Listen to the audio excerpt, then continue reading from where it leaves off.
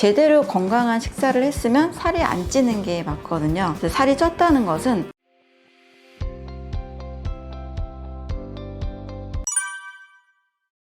네, 안녕하세요. 저는 바른 지식으로 질병을 예방하는 완전소화연구소의 류은경입니다. 반갑습니다. 네, 보통 이제 다이어트를 할 때 사람들이 무조건 체중을 줄인다라는 개념으로 접근을 하다 보니까 음식을 덜 먹는 것, 그리고 이제 칼로리를 태우려고 운동하려고 하는 두 가지 방향으로 움직이는데요. 몸을 건강하게 만드는 개념 자체가 원래 다이어트입니다. 다이어트는 원래 식단이라는 뜻이고 식사법이라는 뜻인데 제대로 건강한 식사를 했으면 살이 안 찌는 게 맞거든요. 살이 쪘다는 것은 건강하지 않은 몸의 상태를 의미합니다. 그럼 건강하지 않은 몸은 왜 건강하지 않게 되었는가? 우리가 음식을 먹는 행위는 음식을 잘 먹어서 영양을 흡수하고 또 에너지를 내고 피와 살을 만들고 여러 가지 이제 몸의 물질 구성을 만들기 위함인데 그 첫 번째 단계가 바로 소화작용입니다. 그래서 건강한 몸을 만들고 또 건강한 다이어트를 하기 위해서는 내가 먹은 음식을 잘 소화시켜서 영양분은 잘 흡수하고 에너지를 만든 뒤에 찌꺼기를 잘 내보내는 이 과정이 완벽하게 수반이 되면 몸에 남아있는 이제 지방이 쌓일 필요가 없는 거죠. 체지방이 쌓일 이유가 없는 겁니다. 근데 만약에 소화가 잘 안 된 상태, 소화 불량이라고 하죠. 우리가 먹은 음식이 잘 소화가 안 되면 그 찌꺼기들이 몸에 남아서 체지방으로 또 여러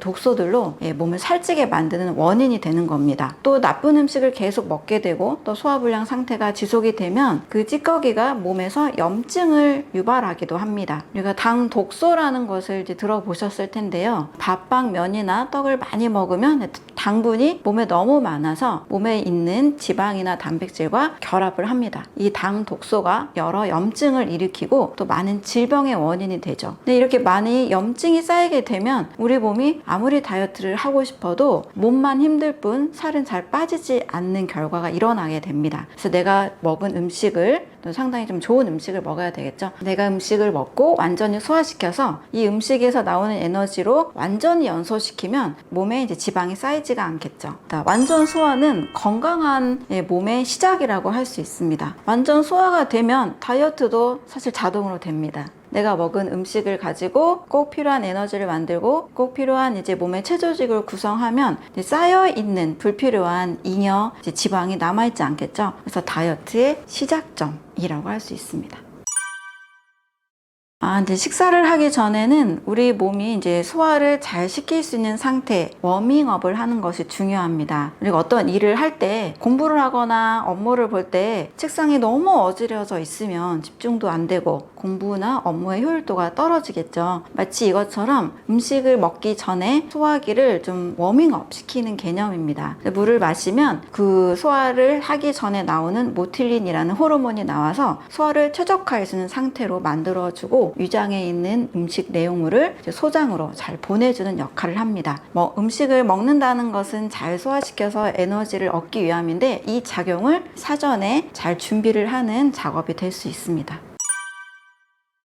완전한 소화를 하기 위해서 식사 중에 물을 마시는 것은 상당히 방해가 되죠. 왜냐하면 밥을 꼭꼭 씹어서 소화시키기 위해서는 침에 있는 아밀라제가 이 밥을 포도당으로 바꿔주는 작업을 하잖아요. 그런데 만약에 국에 밥을 말아 먹는다거나 또는 중간에 물을 마시게 되면 이 쌀을 완전히 씹지 않고 위로 넘어가게 되죠. 그러면 이제 위 안에서 물론 소화를 하려고 우리 몸은 굉장히 노력을 하겠죠. 침에 있는 소화 효소가 입에서 다 소화가 안 돼서 위로 넘어가게 되면 또 췌장에서도 아밀라제가 또 나와서 소화를 하기는 합니다. 하지만 이제 위 속에 물도 들어가고 또 여러 음식과 함께 이 소화액이 희석이 되기 때문에 소화가 좀 부담스럽게 되죠. 그래서 위는 더 많은 연동 운동을 해야 되고 또 췌장도 다른 일들도 굉장히 많은데 또 이 아밀라제를 또 분비를 해야 되기 때문에 몸속의 소화기관이 지치는 결과가 오게 됩니다. 그래서 완전 소화에 있어서 더 많은 에너지를 쓰게 되고 또 많은 소화기들을 힘들게 하기 때문에 썩 좋은 식사법은 아닙니다. 그래서 완전 소화에 방해가 되고 소화기를 지치게 한다라는 그런 단점이 있습니다.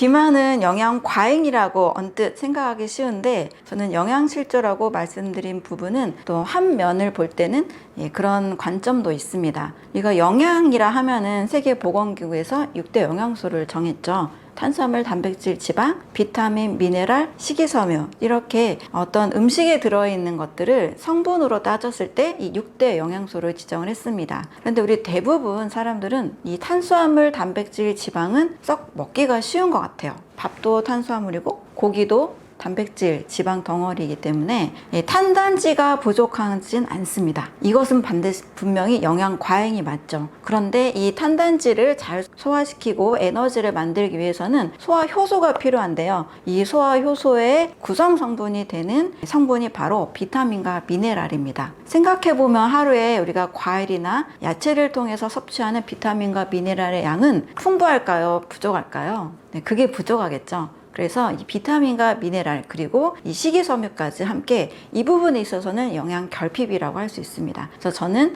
비만은 이 소화 효소를 만들어내는 다양한 성분을 준비하는 비타민과 미네랄 그리고 장에 꼭 필요한 이 식이섬유 이 영양소가 부족하기 때문에 탄수화물, 단백질, 지방이 다 소화가 안 되고 또 에너지로 다 사용이 되지 않아서 지방이 축적된 상태를 비만이라고 보고요. 따라서 비만은 비타민, 미네랄, 식이섬유의 영양 실조, 영양 결핍이라고 볼 수가 있습니다.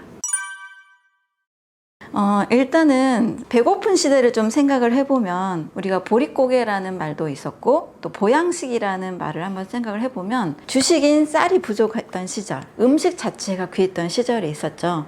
고기 자체를 먹는 것이 1년에 진짜 연중 행사였던 그런 시절이 있었습니다. 그러면 한 끼를 해결하기도 어려웠던 그런 음식이 귀했을 때는 탄수화물, 단백질, 지방이 일단 주 에너지원이기 때문에 이 음식이 굉장히 귀했던 거죠. 이것을 먹기가 쉽지 않았던 그 시절에는 그것을 먹어야만 이제 힘이 나잖아요. 그래서 탄단지가 일단 주 에너지원으로서의 가치가 워낙 크기 때문에 이것에 대한 인식이 굉장히 모든 사람들에게 알려지게 된 거죠. 그리고 우리가 쉽게 쌀밥도 또 고기도 다 탄단지가 이제 주 메인 에너지원이고 이것이 거의 주식의 개념이기 때문에 탄단지의 중요성이 사실은 더 크다고 볼 수 있습니다. 이 탄단지가 있어야만 우리 인체에 필요한 에너지를 만들고 체조직을 구성하는 성분이 되기 때문에 그런 거죠. 그리고 또 어떤 음식을 먹었을 때 사람은 이제 포만감이 와야 먹었다라는 느낌이 들잖아요. 또 힘이 나고 그랬을 때의 주 에너지원은 탄단지가 맞게 되는 거죠. 하지만 이제 탄단지가